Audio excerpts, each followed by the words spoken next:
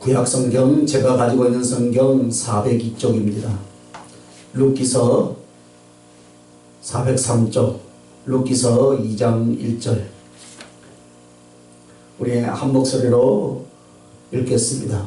나오미의 남편 엘리멜렉의 친족으로 유력한 자가 있으니 그의 이름은 보아스더라. 아멘. 자, 오늘 우리의 힘이 되신 주님이라는 그 시리즈로 지금 말씀을 나누기를 원합니다. 그래서 그 가운데 오늘은 우리의 친족이 되신, 친족이죠? 친척이 되신 주님, 우리의 친족이 되신 주님. 그래서 보아스라는 사람을 오늘 소개하는데, 나오미의 남편 엘리멜렉의 친족 중 유력한 자가 있으니 이름은 뭐라 했습니까? 보아스라, 이렇게 말합니다. 이 룻이 어떻게 이스라엘 사람들 여호와 신앙으로 왔으며 베들레헴에 어떻게 정착하게 되었는가? 이 나오미를 통한 가족사를 1장에 다루고 2장에서는 이제 등장인물이 여기 보면 보아스가 나오죠. 이후에 룻의 남편이 되어주며 나오미의 보호자가 되어주며, 그렇게 해서 다윗의 조상이요 또 예수 그리스도의 계보의 그 흐름을, 역할을 담당하는 바로 그런 이 인물들이 오늘 본문에 등장하게 됩니다.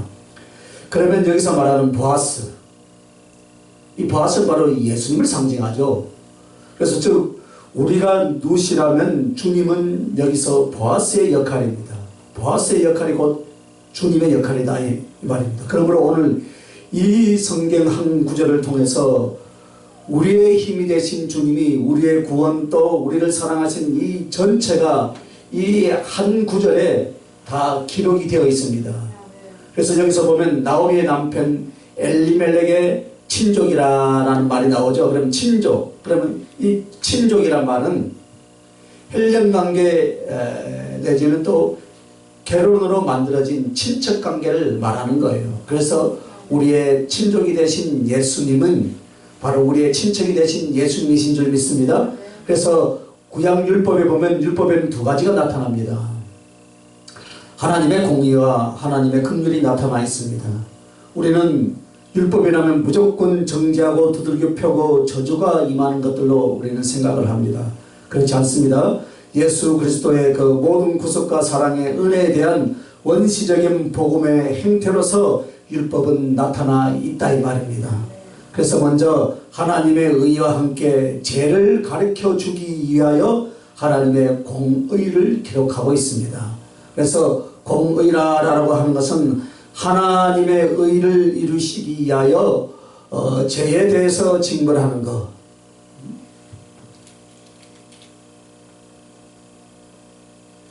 또 하나는 또 긍휼입니다. 하나님의 공의에 의하여 율법의 저주를 받고 고통과 죽음과 지옥에 던져질 인간들을 향하여 하나님은 율법 속에서 무엇을 준비해야 하셨어요? 긍휼을 준비해 주셨다, 이 말입니다.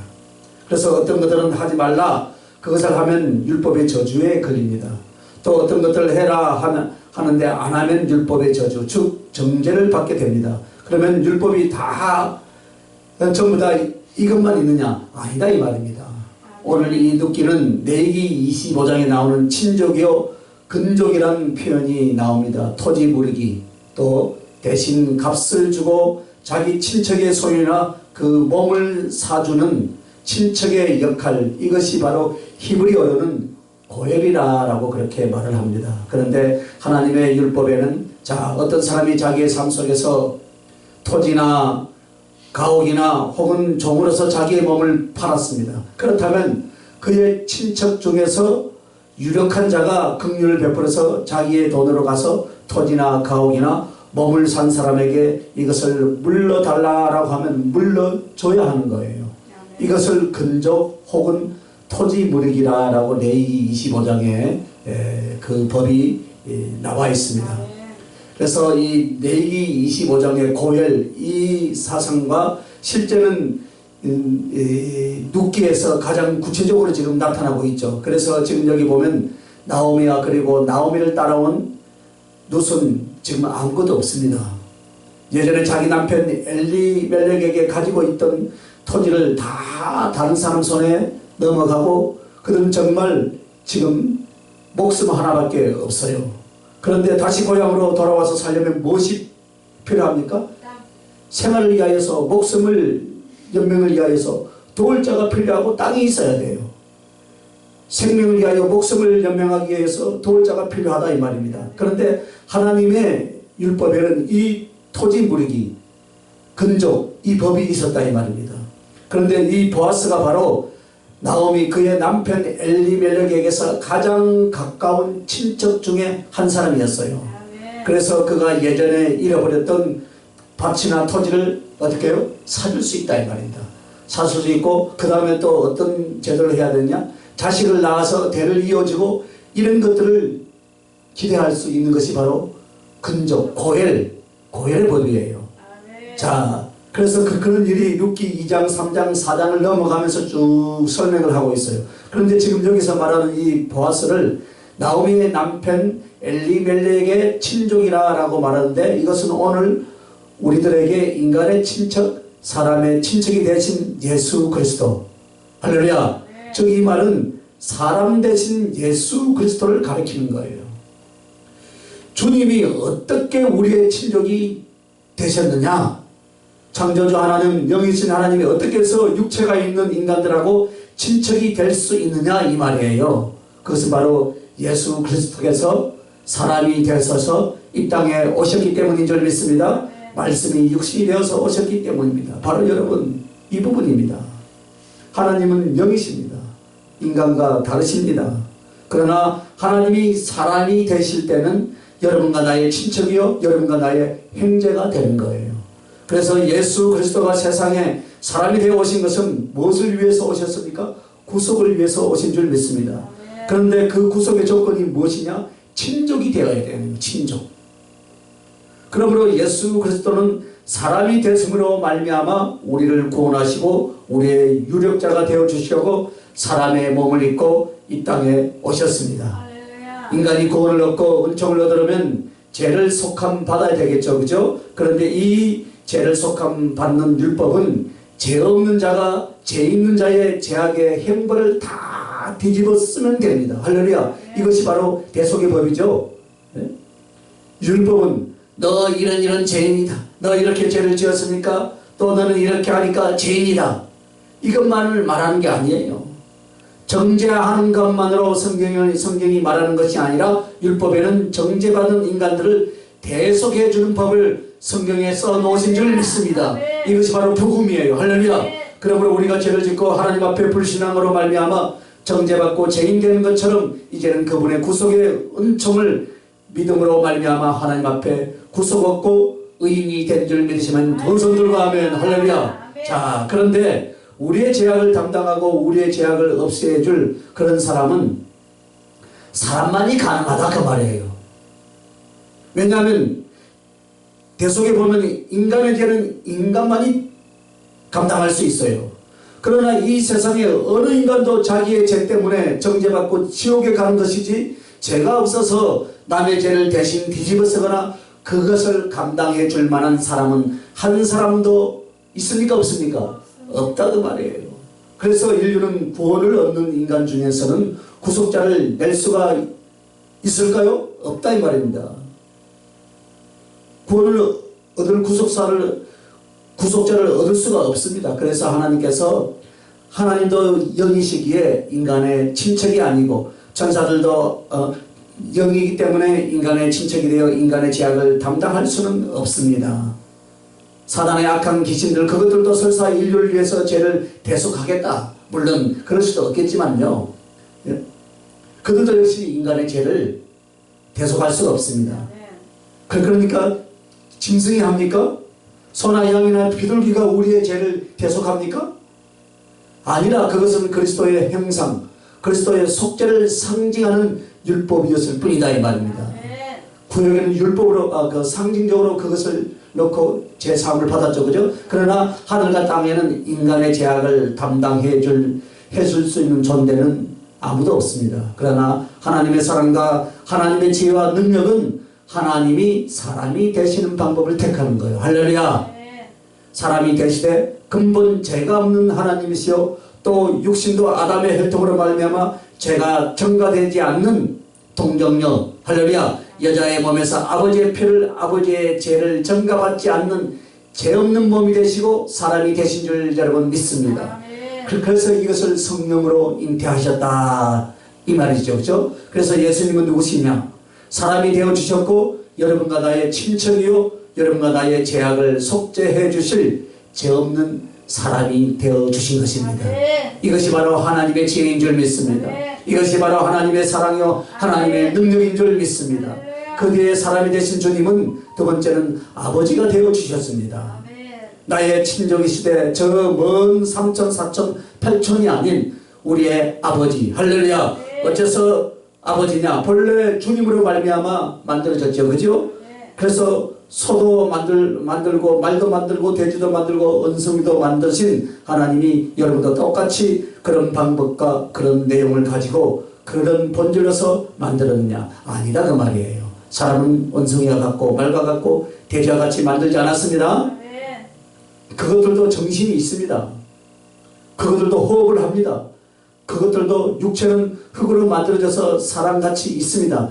그러나 전혀 사람하고 다른 것이 어디서 나옵니까?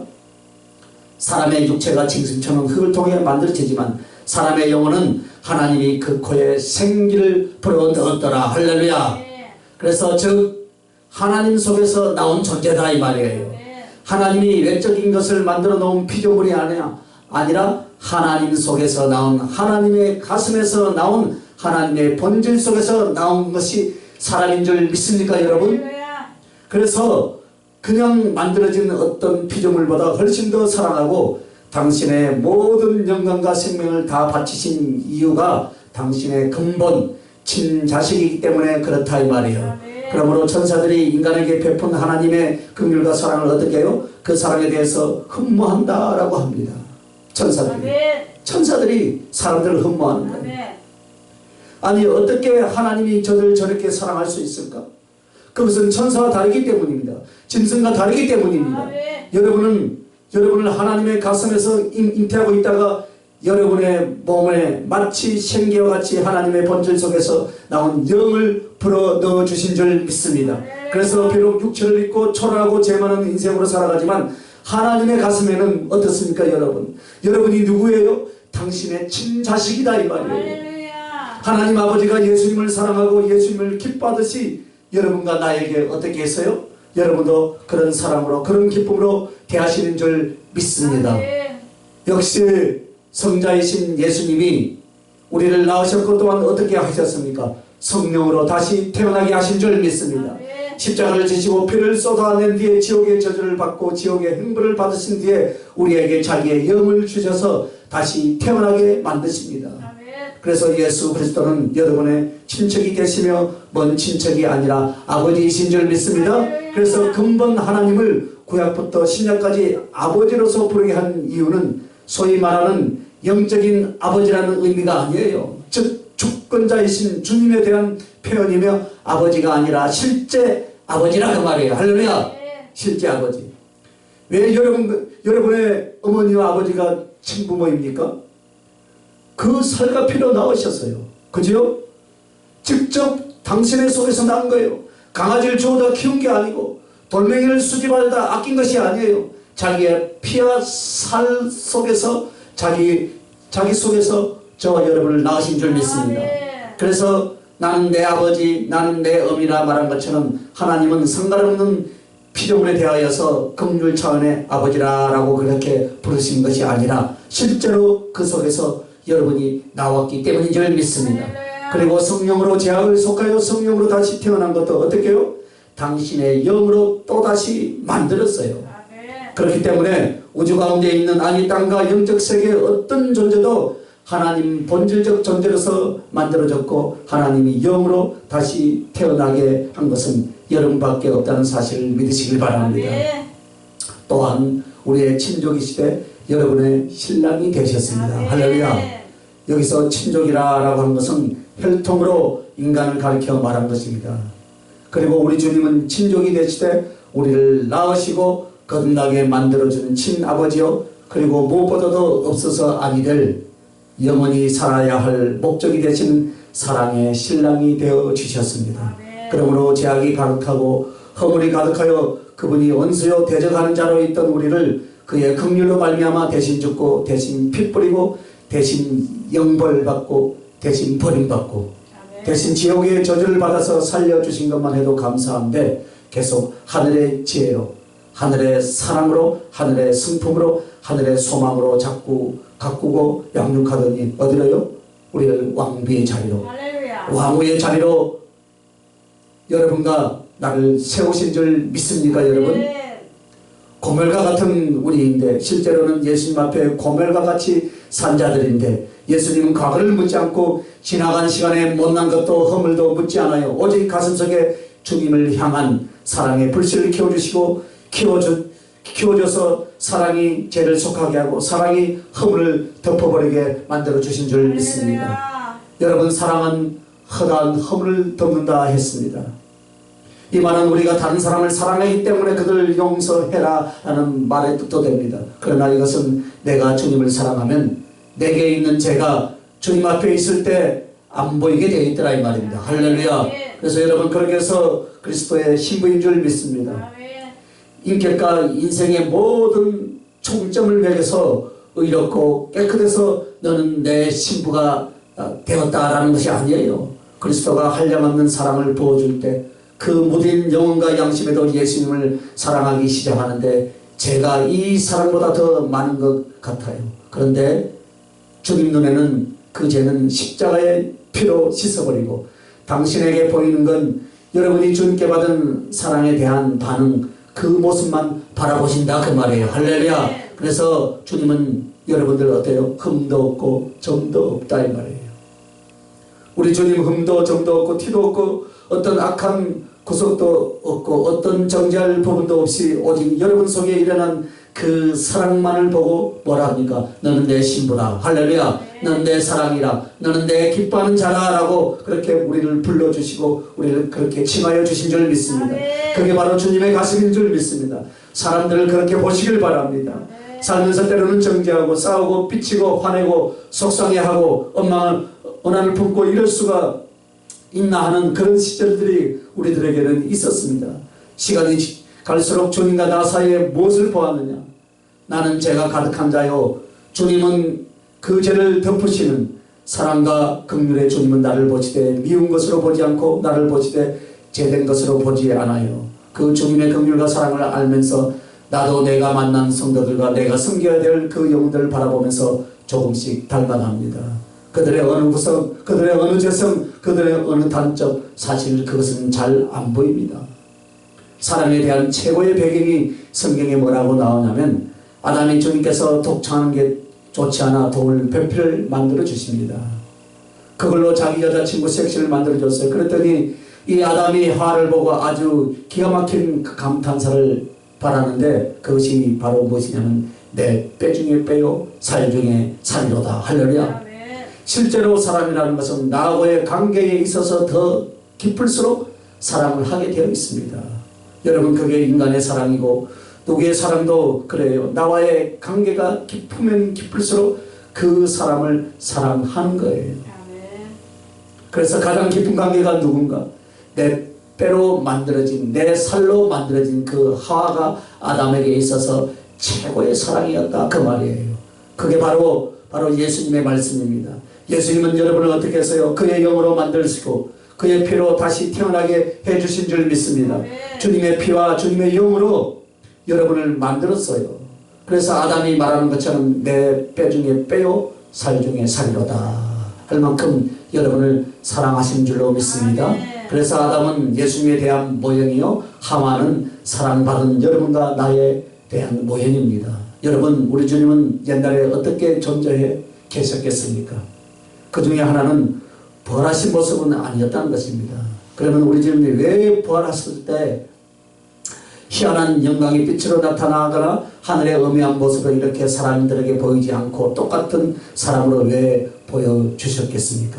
그리고 하늘나라에 가면 정말 예수님은 여러분 이렇게 머리가 휘고 수염이 치렁치렁하고 지팡이를 들고 입에서 막 칼이 나오고 안 그래요. 아주 잘생겼습니다. 할렐루야. 또 뭐 좀 못생겼으면 어떻습니까? 그죠? 사람 중에 인자하고 그러면서도 엄한 모습에 자상하면서도 아주 따뜻하게 생긴 그런 얼굴로 보여주십니다. 그러면 왜 부활의 모습을 사람의 모습으로 하셨느냐? 여러분하고 친척이요, 여러분의 아비요, 여러분의 신랑이라는 것을 영적으로나 실제 모습으로나 그렇게 해 주시는 거예요. 부활하신 영광의 빛으로 확 보이면 우리가 그것을 감당할 수 없어요.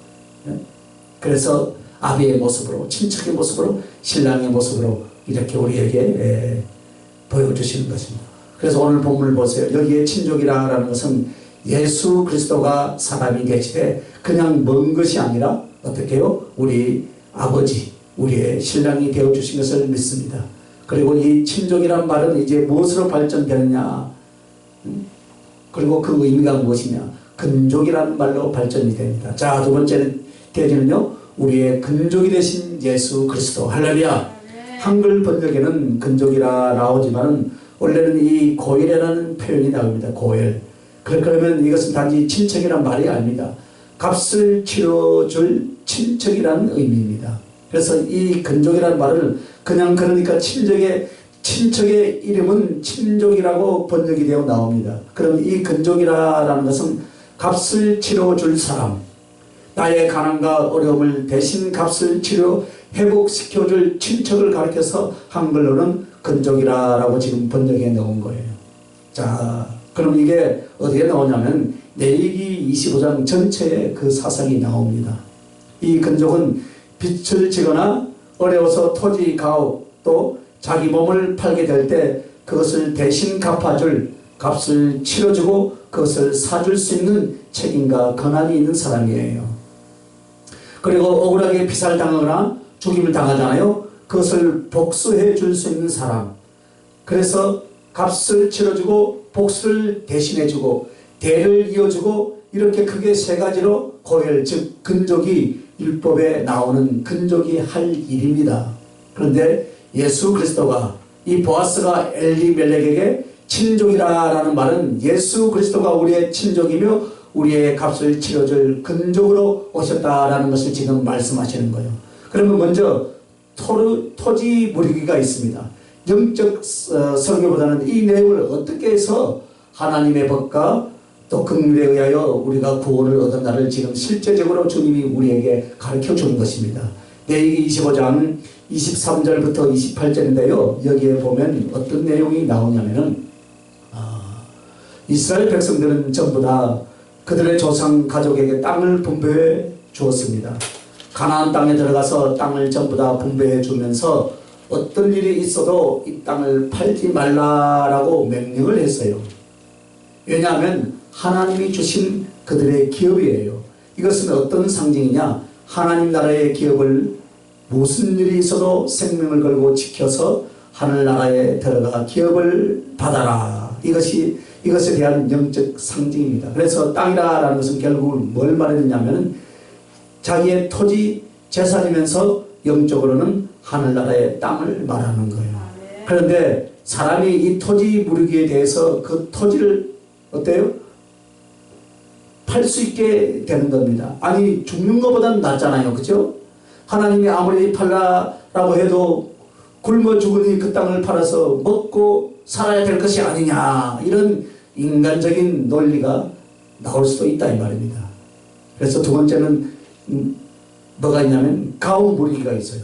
첫째는 뭐가 있었죠? 토지 무르기, 가옥 무르기. 그런데 자, 레위기 25장 29절부터 34절에 보면 집, 가옥을 남에게 넘깁니다. 그렇다면 이것을 어때요? 왜 넘겼습니까? 먹고 살기 힘드니까요. 자기 성내에 있는 건 1년 내에 그 외에는 언제든지 다시 값을 주고 친척이 와서 그걸 사줄 수가 있어요.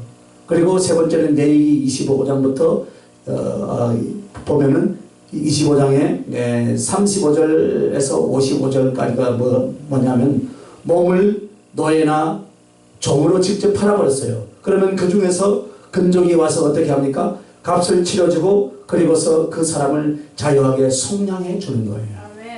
이렇게 해서 거기에 고혈제도, 근족은 세 가지를 물려주고 속량해 주게 되어 있습니다. 자, 그러면 이것은 오늘 무엇을 말합니까? 자, 토지무리기라는 것은 나라와 땅에 대한 표현입니다. 자, 즉 우리는 처음에 이 세상이 어때요? 율법의 저주를 택합니다. 그리고 사단의 지배 밑으로 들어갔습니다. 그러므로 우리가 사는 이 땅은 한마디로 아담이 에덴 동산을 잃어버린 것 같이 우리도 이 땅의 권리를 다 잃어버렸어요. 실제로 이 땅의 임금은 누구라고 합니까? 사단이라고 말합니다. 그리고 사탄을 가리켜서 에베소서 2장에는 뭐라고 말합니까? 공중 건세 잡은 자라고 그렇게 말을 합니다. 그러면 여기 공중이란 말은 하늘나라를 제외한 우주를 가리켜 말하는 거예요. 물질세계 우주 안에서 그를 이길 자가 없고 그의 건세를 피할 자가 없더라. 그래서 사단은 실제로 이 땅의 주인이 되고 땅의 건세를 가지고 있는 자가 됩니다. 그래서 사단은 주님은 땅의 임금이라고 그렇게 말을 하죠. 이렇게 해서 인간들은 자기들이 살아야 될 나라와 땅을 사단에게 넘겨주고 아무것도 가진 것이 없게 되었다 이 말이에요. 그래서 이 세상은 율법의 저주 밑으로 들어갔고 사단의 지배 밑으로 들어가게 되었습니다. 그걸 가르쳐서 밀턴은 뭐라냐면 신라건이라는 제목으로 글을 썼죠. 나건을 잃어버렸다. 할렐루야, 신라건. 그런데 예수 그리스도가 근족이신 예수 그리스도가 십자가에서 우리의 죄악을 구속해 주시고 은총을 주자 어떤 일이 벌어졌느냐? 여러분은 이 세상 땅을 잃어버렸지만 예수 그리스도의 은총으로 말미암아 새 하늘과 새 땅을 얻게 될 줄로 믿습니다. 할렐루야. 요한계시록 21장 1절부터 7절 한번 봅시다.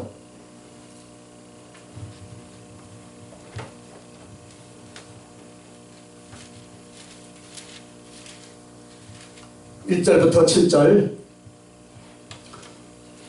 우리 한 목소리를 읽습니다. 또 내가 새 하늘과 새 땅을 보니 처음 하늘과 처음 땅이 없어졌고 바다도 다시 있지 않더라. 또 내가 보매 거룩한 성 새 예루살렘이 하나님께로부터 하늘에서 내려오니 그 준비한 것이 신부가 남편을 위하여 단장한 것 같더라. 내가 들으니 보다에서 큰 음성이 나서 이르되 보라 하나님의 장막이 사람들과 함께 있음에 하나님이 그들과 함께 계시리니 그들은 하나님의 백성이 되고 하나님은 친히 그들과 함께 계셔서 모든 눈물을 그 눈에서 닦아주시니 다시는 사망이 없고 애통하는 것이나 곡하는 것이나 아픈 것이 다시 있지 아니하니 처음 것들이 다 지나갔음이라. 보좌에 앉으신 이가 이르시되 보라 내가 만물을 새롭게 하노라 하고 또 이르시되 이 말은 신실하고 참되니 기록하라 하시고 또 내게 말씀하시되 이루었도다. 나는 알파와 오메가요 처음과 마지막이라. 내가 생명수 생물을 목마른 자에게 값없이 주리니 이기는 자는 이것들을 상속으로 받으리라. 나는 그의 하나님이 되고 그는 내 아들이 되리라. 할렐루야. 구원의 결과는 우리들에게 나그네를 잃어버리고 우리의 땅을 다 잃어버리고 우리의 토지를 다 팔아먹고 사단에게 다 빼앗겼습니다. 그러나 예수 그리스도의 그 십자가의 구속의 은혜는 우리에게 단지 생명만을 준 것이 아니라 어떻게 했어요? 진짜 낙은, 진짜 우리의 땅, 진짜 우리의 나라인 하늘나라를 얻도록 만들어 주신 줄 믿습니다. 자, 오늘 우리는 이 땅에 살면서 이것을 내 것이라고 주장하지 마시길 바랍니다. 땅이나 땅에 있는 것들을 사랑하고 그것들을 후손에게 넘길 어리석음을 갖지 마시길 바랍니다. 여러분의 기업은 하늘나라인 줄 믿습니다. 여러분에게 주실 구역은 하늘나라입니다. 그리고 여러분의 진정한 기업은 주님 당신 자신이십니다. 그래서 주님께서 예비해 놓았어요. 이것이 바로 토지 무르기의 결과가 이 모습이에요. 우리의 구원은 단지 죽지 않는 생명만을 갖는 것이 아니라 우리에게 주신 땅, 우리에게 주신 기업인 하늘의 새 예루살렘, 새 하늘과 새 땅을 주님이 마련해 놓으신 줄로 믿습니다. 그래서 신약을 보면 사단이여 주님께 뭐라고 합니까? 이 세상은 내게 넘겨준 것이다. 그래서 내가 원하는 자에게 줄 수 있으니까 나한테 절하면 내가 너에게 주랴. 이렇게 가당치 않은 말을 합니다. 실제로 그랬어요. 이 세상은 사단의 것입니다. 맞죠? 그죠? 그래서 우리가 예수 그리스도로 그 그리스도 거룩한 은혜의 방법으로 세상을 소유하지 않으면 반드시 어떻게 해요? 자기의 영혼을 팔아야만이 세상을 조금씩 맛볼 수가 있는 거예요. 사단은 세상의 것을 주는 척하고 사람에게 무슨 값을 원하느냐? 네 영혼을 팔아라. 그렇게 말합니다. 어떻게 해요? 자기를 경배하게 하잖아요. 예수 그리스도를 저버리게 하고 하늘을 잃어버리게 만듭니다. 그렇게 해서 영혼을 팔아서 세상에 썩어질 것을 자기의 기업인 양 얻으려고 합니다. 그러나 결국 사단은 세상도 못 얻게 하고 영혼은 사단이 접수하고 하늘나라도 못 들어가게 하는 것이 사단의 계획인 줄 믿습니다. 그러므로 여러분, 세상이 필요하면 주를 위해서 일하기 위하여 세상을 필요로 하시길 예수님의 이름으로 축원합니다. 그것도 말씀과 기도와 충성의 방법으로 세상을 소유할 수 있기를 바랍니다. 그래야만 이 세상을 정복하는 자요, 이 세상을 다스리는 자요, 이 세상을 사용하여 그리스도의 예수의 영광과 나라를 만드는 자들이 될 줄로 믿습니다. 두 번째는 가옥물기입니다. 그러면 집을 팔았어요. 그럼 집을 다시 찾아주는 법입니다. 그런데 여기 가옥이라고 하는 것은 육체, 몸을 가리켜 말합니다. 자, 토지는 나라와 땅을 말한다면 가옥은 인간의 육체를 가리켜 상징하는 것. 그래서 창세기 3장 19절은 인간에게 범죄한 뒤에 어떤 저주가 옵니까? 너는 흙이니 흙으로 돌아가라. 결국에는 우리의 육체는 영원할 수 없고 영원히 존재할 수 없게 됩니다. 그래서 죽음이 왔고 육체는 흙으로 돌아갑니다. 그렇다면 여러분 이렇게 궁금하지 않아요? 만약에 아담과 하와가 범죄를 아니했더라면 과연 우리 이 육체는 어떻게 되었을까요? 죽음을 보지 않고 영적 진보를 이루면서 부활의 몸으로 변화됐답니다. 성령이 그걸 깨끗하게 해주신데요, 우리가 죽음을 맛본 뒤에 영으로 가 있다가 나중에 부활의 몸을 입고 이 과정이 없었던 거예요. 죄 없는 몸으로 하나님 앞에 그 자유와 우러는 가슴으로 하나님을 사랑할 수 있었다면, 순종해서 그 사랑을 이뤘다면 그들은 엄청난 빠른 영적 진보를 이루어서 육이 부활의 몸으로서 성화되고 그들의 능력과 지혜와 사랑과 자유와 그리고 건세는 상상할 수 없을 만큼 아마 커졌을 것입니다. 그러므로 인간은 죽음을 보지 않고 영생으로 하나님의 형상으로서 하나님과 사랑하며 살아갈 수가 있었습니다. 하지만 범죄 이후에는 어느 인간도 육체의 죽음을 보지 않고는 그 육체는 죄로 말미암아 사단에게 넘겨준 바 되었고 세상에서 없어지게 됩니다. 그러면 육체가 필요 없느냐? 사람들이 착각해요. 어차피 썩어 없어질 육체인데 하나님이 땅에 사는 동안 잠시 준 것이 아니에요. 육체는 영생의 모형이고 영생의 모습인 줄 믿습니다. 즉 사람은 육체를 입고 하늘에 가 있다가 지옥에 가 있는 동안에는 육체가 없어요. 그래서 영의 존재로만 육체의 고통과 감각은 다 걷고 하늘에서 육체가 갖는 감각은 다 있습니다. 그러나 나중에 부활의 몸을 입는 것처럼 인간에게 하나님이 몸을 주신 것은 천사들에게 몸이 없지만 사람은 영과 함께 신령한 몸을 갖게 되어 있습니다. 그러나 우리의 죄가 죽음을 맞이하게 된 것입니다. 그러나 이 창세기에 보면요, 정령 죽으리라. 창세기 2장 17절에 말을 하면서 결국 우리들은 어떤 존재하면 에베소서 2장 1절에는 뭐랬습니까? 너희는 죄와 허물로 죽었던 너희들이라 라고 말합니다. 몸뚱이가 살아있는 것 같지만 우리는 어때요? 곧 죽을 목숨이로되 죄로 말미암아 육체의 죽음이 오고 영의 지옥의 저주가 올 것이다. 참 험하고 안타까운 것이 무엇이냐면 창세기 이렇게 해서 죽음에 대한 말이 쭉 나오고 창세기 5장 5절에는 아담을 가리켜서 930세를 향수하고 죽었더라 그렇게 나와요. 그리고 창세기 마지막 50장 26절부터 마지막 절까지 보면은 요셉이 110세에 죽습니다. 결국 하나님의 은총과 사랑 가운데 영생을 위하여 하나님의 초청과 하나님의 사랑의 지임을 받은 인간들이 결국 범죄로 말미암아 육적 죽음이 계속되는 것을 보여주고 있습니다. 그게 바로 여러분과 나의 운명입니다. 그런데 하나님은 예수 그리스도의 구원이라는 것을 어떻게 된 거예요? 나라와 땅을 하늘의 기업으로 우리에게 돌려주실 뿐만 아니라 이게 땅에서 내 영혼을 담고 있던 이 가옥으로 표현되는 몸조차도 어떻게 만들어 주십니까? 다시 만들어 주시는데 어떻게 그게 나오는가? 로마서 8장 11절 말씀입니다. 예수를 죽은 자 가운데서 살리신 이의 영이 너희 안에 거하면 그리스도 예수를 죽은 자 가운데서 살리신 이가 너희 안에 거하시는 그의 영으로 말미암아 너희 죽을 몸도 살게 하시리라. 할렐루야. 이 말이 뭡니까? 예수님이 우리를 위하여 죽으셨는데 죽은 자 가운데서 그를 살리신 이가 누구예요? 하나님의 영이 그분을 살리셨다. 그런데 우리는 예수를 믿음으로 그분의 영이 우리의 어디에 우리 안에 계시냐 그 말이에요. 그래서 우리도 죽는다 할지라도 이 죽을 몸을 어떻게 살리십니까? 부활 영생의 몸으로 살리실 줄로 믿습니다. 할렐루야. 여러분은 구원의 감격을 어떻게 맛보셨는지 몰라요. 지옥 갈 내가 예수를 믿어 하나님의 은총과 사랑으로 구원을 얻었다는 확신을 어떤 감격과 어떤 기쁨을 맛보면서 지금까지 사셨나 다시 한번 돌아보시기 바랍니다. 이게 없는 사람은 사랑이 안 나오고 충성이 안 나와요. 그리고 흔들리게 되어 있어요. 희한한 기적의 체험만 하는 것이 구원이 아닙니다. 여러분, 성령의 외적 현상이 일어나야만 구원이 아니에요.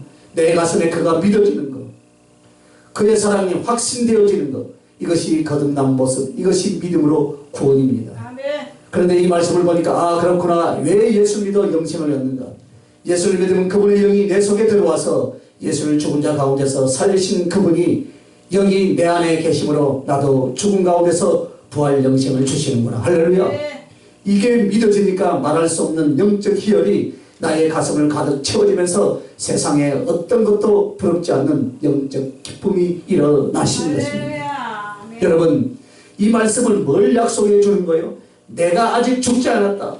네가 아직 하늘나라에 가지 않았다. 내가 아직 부활하지 않았다. 그러나 그리스도를 죽은 자 가운데서 살리신 이의 영이 네 믿음으로 네 안에 있지 않느냐. 할렐루야.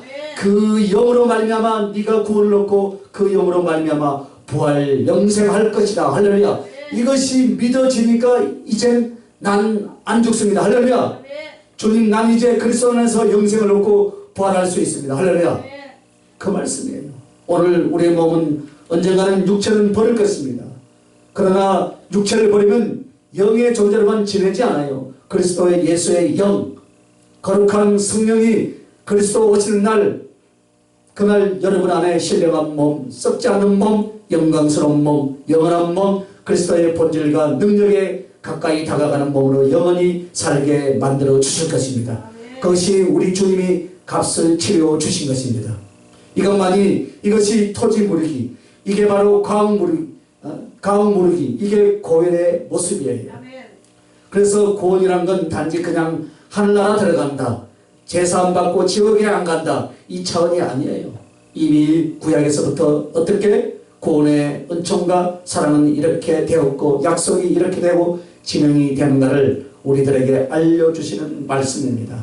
세 번째는 이제 노예가 아니고 종이 된 사람의 몸을 속량해 주십니다. 자, 그럼 이건 본질적으로 뭐에 대한 상징을 가리키느냐? 영혼의 구속을 가리키는 거예요. 그래서 나라와 땅, 그 다음에 몸, 그 다음에 영혼을 가리킵니다. 우리들의 영은 죽어있는 상태입니다. 왜 죽어있는가? 영적 기능은 맨 겉에가 정신의 기능입니다. 이것은 지식적, 감각적 기능 부분입니다. 그리고 우리의 영혼의 조금 더 깊은 곳에는 의지, 이것은 사랑입니다. 그래서 한마디로 짐승은 이 정신의 기능, 지식과 감각만 있습니다. 이것은 어떤 기능이냐? 뇌의 기능입니다. 영의 기능이 아니라 뇌 자체가 신경과 뇌 세포에서 활동할 수 있는 능력, 이것입니다. 그래서 짐승하고 여러분 따지면 무엇으로 구별할 수 있냐? IQ가 몇이냐? 몇입니다. 120입니다. 인간은 영이 뇌를 통하여 역사를 하지만 짐승하고 인간이 다른 것은 뭐냐? 뇌의 기능밖에 없어요. 이 짐승들이 죽으면 성경에 혼이 없고 영이 없고 그런 말을 하잖아요. 그래서 짐승은 죽으면 끝납니다. 그냥 육이기 때문에 흙으로 돌아가 없어집니다. 그래서 그들의 생각, 그들의 기억, 그들의 감각, 정신적 기능은 뇌와 뇌로 인하여 나온 것이기 때문에 내가 죽어서 썩어지면 그의 존재도 함께 없어집니다. 그러나 사람은 그게 아니에요. 영원히 남는 존재가 어디서부터 가능하느냐? 이 의지, 사랑 부분입니다. 그래서 인간은 신앙을 갖고 예수 그리스도를 알기 전에도 항상 그 방향이 무엇입니다? 뭡니까? 사랑입니다, 여러분. 자기의 모든 뜻과 마음의 방향이 어디로 가느냐? 의지의 방향이 바로 사랑입니다.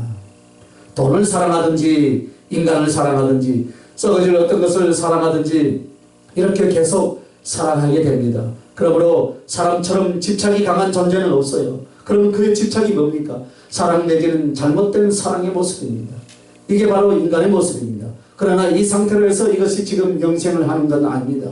정신적 기능과 의지적 기능이 있다 해도 영생은 없습니다. 즉 하나님과 함께 살아가는 영생은 없습니다. 그러면 영혼의 마지막 기능, 그 속이 무엇이냐? 생명의 기능이다 이 말입니다.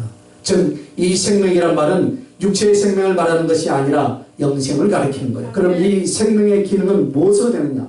성령으로 됩니다. 즉 예수 그리스도 하나님을 영접하여 모시는 영혼 속에 누가요? 그의 영으로 말미암아 하나님께서 한 인간 속에 들어오는 거예요. 그때부터 이것은 어때요? 이 의지와 사랑은, 그리고 이 정신적 지식의 능력은 하나님을 아는 것과 하나님을 사랑하는 쪽으로 감으로 말미암아 이 하나님과 사랑의 연합을 이루게 되는 것, 이것이 거듭난 사람의 모습, 이것이 바로 구원받는 영혼의 모습입니다. 그러나 거듭나지 못하고 구원받지 못한 사람, 이 속에 성령이 없고 영생이 없습니다. 그러므로 그의 지식과 그의 사랑의 의지는 육신적이고 제약된 것, 세상적인 것을 향하여 끝없이 갈망하고 가면서 죽어가게 되는 거예요. 구원이 어떻게 이루어지는가를 우리는 예수를 믿어 구원받는다는 말만 들었습니다. 그러나 실제 영성에 일어난 일은 이렇게 되는 거예요. 그러므로 죄와 허물로 죽었던 여러분과 나라고 말하는 것은 정신적 기능과 이 의지적 기능은 영혼 속에 있지만은 성령으로 말미암는 생명은 없었습니다. 그것이 우리들의 영혼의 모습이었습니다. 그런데 여러분, 사람들은 정신적 기능을 하고 자아적 존재의 사랑의 의식을 갖고 있으니까 나는 살아있다라고 생각하는 거예요. 살아있는 건 사람으로 되는 것이 아닙니다. 인간의 의식을 가져서 그가 생명을 가진 것이 아닙니다. 하나님으로부터입니다. 할렐루야. 예수 그리스도의 그의 생명, 그의 사랑, 그의 진리로서 이 사람이 생명 있는 존재, 영생 있는 존재이지 스스로 육체와 함께하는 정신적 기능이나 영혼의 기능 자체만은 결코 산자가 아니다 이 말입니다. 즉 예수 그리스도를 떠남으로 이렇게 되는 거예요. 그런데 예수 그리스도의 구속의 십자가의 구속은 우리에게 무엇을 가져다 주었습니까? 바로 여러분의 영혼의 구원인 줄로 믿습니다. 죄와 허물로 죽었던 여러분을 그리스도와 함께 다시 살리셨고 그의 사랑, 그의 생명 가운데 세워주신 줄로 믿습니다. 요한복음 5장 24절을 봅시다. 자, 요한복음 5장 24절.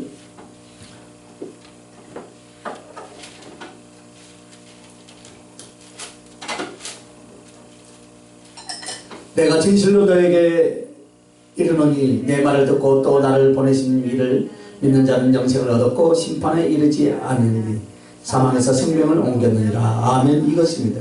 우리의 영혼은 어떻게 됩니까? 우리 주 예수 그리스도의 말씀, 그분을 믿었더니 영생을 얻었고 심판에 이르지 아니하나니, 즉 정죄받고 지옥에 가는 간문이 없다 이 말이에요. 할렐루야.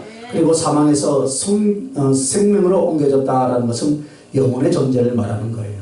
전에는 속에 성령으로 말미암는 생명이 없었어요. 이게 죄와 허물로 죽은 모습이었습니다. 그러나 지금은 사망에서 생명으로 옮겼다라는 건 지금 하늘나라 들어갔단 말이 아니라 여러분 안에 하나님의 거룩한 생명이요 생명의 기능이신 성령님이 들어와 이제는 죄와 허물로 죽은 것이 아니라 성령으로 말미암아 생명의 법 가운데 들어왔고 하나님의 생명 속에 들어온 자가 되었느니라. 할렐루야. 이걸 말하는 거예요. 이것이 바로 주님이 값을 치러준 고엘입니다. 바로 여러분은 여러분의 근족 되셔서 마치 보아스가 나오미와 룻의 모든 것을 갚아주시고 모든 것의 주가 되고 모든 것의 후원자가 된 것처럼 예수 그리스도, 여러분 예수 그리스도, 할렐루야. 여러분에게 이렇게 하신 줄 믿습니다. 그러므로 구원의 세 가지를 보시길 바랍니다. 나라와 땅을 하늘의 기업으로 갖게 하시고 그리고 몸을 부활의 몸으로 존재케 하시고 허물과 죄로 죽었던 영혼을 예수 그리스도의 성령의 생명이 바로 주와 함께 영원히 영생을 하게 만들어 주셨습니다. 이것을 요한계시록 22장 1절부터 5절이 잘 말씀하고 있습니다. 창세기와 계시록을 보면요, 맨 끝에서 끝 같잖아요. 하지만 얼마나 긴밀한 연관성이 있는가. 창세기에서는 다 잃어버립니다. 하나님이 주신 것들도 생명도 잃어버리고 하나님과의 사랑 관계도 잃고 에덴 동산도 다 잃어버립니다. 그러나 요한계시록에서는 믿음으로 말미암아 예수 그리스도를 통해 구속으로 말미암아 모든 것을 더군다나 완전한 것으로 되찾게 만들어 주십니다. 그게 성경 말씀을 읽고 묵상하고 연구하는 사람들만이 알 수 있는 아주 기가 막힌 구원의 증거들이 성경에는 말씀하고 있습니다. 자, 요한계시록 22장 1절부터 5절까지 어떻게 우리의 영혼이 살아있는지, 어떻게 영생을 누리는지를 말합니다. 자, 읽어봅시다. 자, 요한계시록 22장 1절부터 5절. 자, 읽습니다. 시작. 또 그가 수정같이 맑은 생명수의 강을 내게 보이니 하나님과 및 어린 양의 보좌로부터 나와서 길 가운데로 흐르더라. 강 좌우에 생명나무가 있어 12가지 열매를 맺되 달마다 그 열매를 맺고 그 나무 잎사귀 들은 만국을 치료하기 위하여 있더라. 다시 저주가 없으며 하나님과 그 어린 양의 보좌가 그 가운데 있으리니 그의 종들이 그를 섬기며 그의 얼굴을 볼터여 그의 이름도 그들의 이마에 있으리라. 다시 밤이 없겠고 등불과 햇빛이 쓸데없으리니 이는 주 하나님이 그들에게 비치시리라. 그들이 세세토록 암노릇을 하리로다. 할렐루야. 자, 여기 보면 영생하는 영혼의 존재에 대해서 말을 합니다. 거기 보면 생명수의 강, 또 생명나무의 실과 이파리 나오죠. 그것이 전부 다 뭡니까? 하나님의 성령으로 말미암아 영원히 사는 그것을 말하는 거예요. 자, 생명나무가 뭘까요? 영생을 얻게 하는 것이죠. 강이란 무엇입니까? 영생토록 주어지는 것이죠. 그래서 지금 하늘나라의 모든 계명이 다 뭡니까? 영원히 영생하게 되는 것이다 라는 것을 말하는 것입니다. 그렇게 하면서 그 영생을 어떤 식으로 하느냐? 그의 얼굴을 볼 터예요. 즉 하나님이 같이 계셔서 친히 영광과 존귀의 하나님을 마주 대하여 사랑하고 교제하고 같이 살 것이다. 할렐루야. 그리고 그의 거룩한 이름이 우리들 이마에 있다 했습니다. 그럼 여러분, 하나님의 이름, 예수 그리스도의 이름이 이마에 있다라는 것은 이마는 여러분의 영혼을 가리키는 거예요. 그런데 이름이 있다는 것은 두 가지랍니다. 하나는 예수 그리스도를 그가 소유했다는 것이고, 또 하나는 그의 영이 예수 그리스도의 성품화 되어진 것을 말하는 거예요. 그리스도의 성품, 그리스도의 속성으로 변화된 거. 할렐루야. 그래서 내는 영혼을 가리키는 거예요. 거기에 예수님의 이름이라는 것은 바로 나는 예수님을 내 사랑으로 갖게 되었고 그는 나를 소유하셨고 그리고 나는 내 영혼, 내 인격은 그리스도의 성품, 그리스도의 지혜, 그리스도의 속성, 이걸로 그리스도를 닮게 만들어 주셨다. 그 이야기예요. 할렐루야. 기가 막힌 말씀이지 않습니까? 아멘이 튀어나와야 돼요. 이건 말하면 돼요. 이 땅에서 내가 예수 그리스도의 성품, 예수 그리스도의 인격을 담기를 몸부림치지만 그렇게 되지 않잖아요. 그러나 새 땅과 새 하늘나라, 새 하늘에서는 그렇게 해주신다 이 말입니다. 할렐루야. 그래서 그런 영혼이 되어서 이 땅에서 그렇게 보고 싶었던 주님을 보고 주님을 만지고 주님과 함께 영원히 사는 영혼이 된 줄로 믿습니다. 이 세 가지를 가르치는 거예요, 여러분. 그래서 나머지 눕기 쭉 2장, 3장, 4장으로 가면요, 이 고엘 배경 사상이 어떻게 실천되는가, 거기서 또 우리는 그리스도의 직한 구원을 중심으로 한 사람을 우리는 또 오후의 시간에 세 번째 말씀으로 은혜를 나누기를 원합니다. 아멘. 여기까지입니다. 하나님 감사합니다.